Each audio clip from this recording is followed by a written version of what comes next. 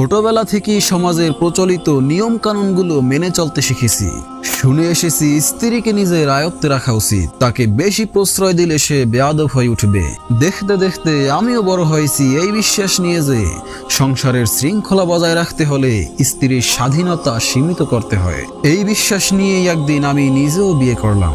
আমার বউটি ছিল চঞ্চল, হাস্যোজ্জ্বল এবং সহজেই অভিমান করা স্বভাবের। সে আমার জীবনকে এক নতুন মাত্রা এনে দিয়েছিল তার হাসি, স্নিগ্ধতার পরশে।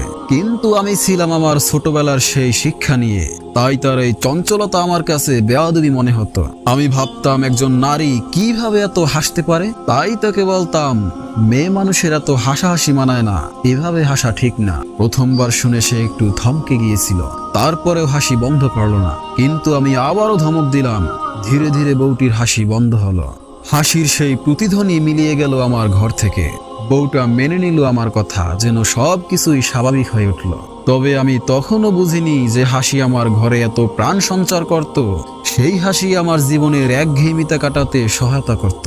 আমার স্ত্রী অভিমানী ছিল, কারণে অকারণে অভিমান দেখাতো। হয়তো ভাবতো আমি তাকে আদর দিয়ে বুঝাবো, ভালোবাসা দিয়ে তার অভিমান ভাঙবো। কিন্তু আমি তো ছিলাম আমার সেই ছোটবেলার শিক্ষা আঁকড়ে ধরে, তাই তার অভিমান ভাঙানোর বদলে রাগ দেখাতাম।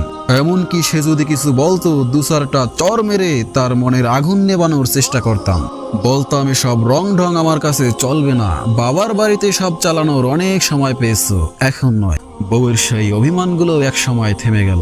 যে অভিমান নিয়ে সে এক সময় আমার কাছে আসতো, তার সেই অভিমানগুলো এখন কোথায় যেন হারিয়ে গেল। আমার কথাগুলো সে এক সময় চুপচাপ মেনে নিল, যেন কিছুই বলার নেই। আগের মতো আর সেই হাসির ঝলকানি চোখে পড়ে না, অভিমান করাও ছেড়ে দিয়েছে সে। আমার বউ এক সময় খুব গল্প করত, সারাদিনের কাজকর্মের গল্প, কি করছে, তার জীবন নিয়ে কত কিছু বলতো। আমি অফিস থেকে ক্লান্ত হয়ে ফিরতাম আর সে গল্পের ঝুড়ি খুলে বসতো। আমি বিরক্ত হতাম, মনে হতো এত কাজ করে ফিরেছি, এখন তার এত বকবক শুনতে হবে। তাই ধমক দিয়ে তাকে বলতাম, চুপ করো তো, আমার মাথা খেও না, মুখ বন্ধ করো। ধীরে ধীরে সে তার গল্পগুলো বন্ধ করে দিল, আমার দিকে তাকিয়ে একরকম নীরবতায় চেয়ে থাকতো। আমি ভাবলাম আমি একজন সুপুরুষ, নিজের বাড়িতে এইভাবে সংসারটা শাসন করছি, যেন নিজের শক্তি বজায় রেখেছি আর তাকে নিয়ন্ত্রণের মধ্যেই রেখেছি। বউটি নীরব, নির্জীব হয়ে গেল।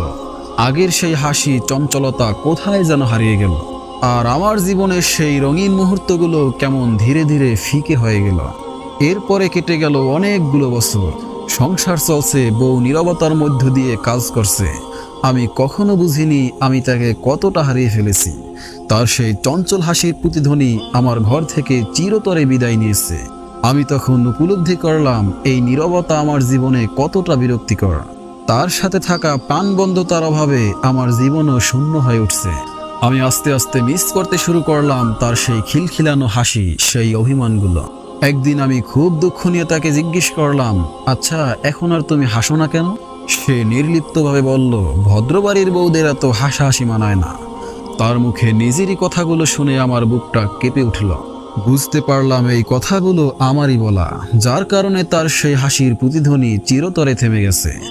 আমি আবারও জিজ্ঞেস করলাম, তুমি আমার উপর অভিমান করো না কেন? সে দীর্ঘশ্বাস ফেলে বলল, অভিমান তো আপনজনদের উপর করা যায়। আমি যেন কিছুতেই কথাগুলো সহ্য করতে পারছিলাম না। আবারও তাকে জিজ্ঞেস করলাম, আমি কি তোমার আপন নই? সে মৃদু হেসে বলল, বাহ্যিকভাবে আপনি আপন হতে পারেন, কিন্তু ভেতর থেকে কি সত্যিই আপনি আমার আপন হয়েছেন? তার বাক্যটি আমাকে ভেতর থেকে চূর্ণ বিচূর্ণ করে দিল। আমি বুঝতে পারলাম এতদিন ধরে আমি সমাজের নাম কাওয়াস্তে শিক্ষার খোলসে একজন অসহায় মনের মানুষকে কষ্ট দিয়ে গেছি। তাকে বুঝতে পারিনি, তার স্বপ্নগুলোকে মূল্য দেইনি। শুধু শাসন, রাগ এবং কঠোরতা দিয়ে তাকে একেবারে থামিয়ে দিয়েছি। এমনকি নিজের মনের শান্তিটুকু হারিয়ে ফেলেছি। এখন আমি জীবনের এ পর্যায়ে এসে আমি বুঝতে পেরেছি নারীর মন খুব কোমল। সে যতক্ষণ রাগ, অভিমান, ঝগড়া করে ততক্ষণ তার হৃদয়ে ভালোবাসা থাকে। কিন্তু যখনই সে নীরব হয়ে যায়, তখন তার মনের সেই ভালোবাসাও ধীরে ধীরে নিভে যায়। আমি তাকে কেবল বাহ্যিকভাবেই নিয়ন্ত্রণের চেষ্টা করেছি, কিন্তু তার মনের দিকে কখনো খেয়াল রাখিনি। আজ যখন আমার জীবনের একাকিত্বের গন্ধ এসে ঢেকে ফেলেছে, তখন আমি বুঝেছি সেই নীরবতা কতটা ভয়ঙ্কর। নারীর রাগ, অভিমান, ঝগড়া যতটা তীব্র হোক, তার নীরবতা বহুগুণ বেশি ভয়ঙ্কর। সে যখন চুপ করে যায়, তখন তার মনের সব আশা স্বপ্ন ভেঙে যায়। তার ভালোবাসা যে সীমানায় ছিল, সেখানে শূন্যতা এসে বাস করে। প্রিয় দর্শক, জীবন সঙ্গীকে মূল্য দিতে শিখুন। সম্পর্ক মানে কেবল শাসন বা নিয়ন্ত্রণ নয়, সম্পর্ক মানে বোঝাপড়া, সহযোগিতা এবং সম্মান। একজন নারীর হাসির মধ্যে থাকে তার সুখের প্রতিফলন, তার গল্পের মধ্যে থাকে সঙ্গীর সঙ্গে ভাগাভাগি করা অনুভূতির আভাস। তাকে এই সুযোগ দিন, কারণ সে আপনার জীবনের অংশ, আপনাকে ভালোবাসে এবং আপনার সাথেই তার স্বপ্ন। তাই তার অনুভূতিগুলোকে সম্মান করুন। সম্পর্কের গভীরতা রক্ষা করতে বোঝাপড়া জরুরি।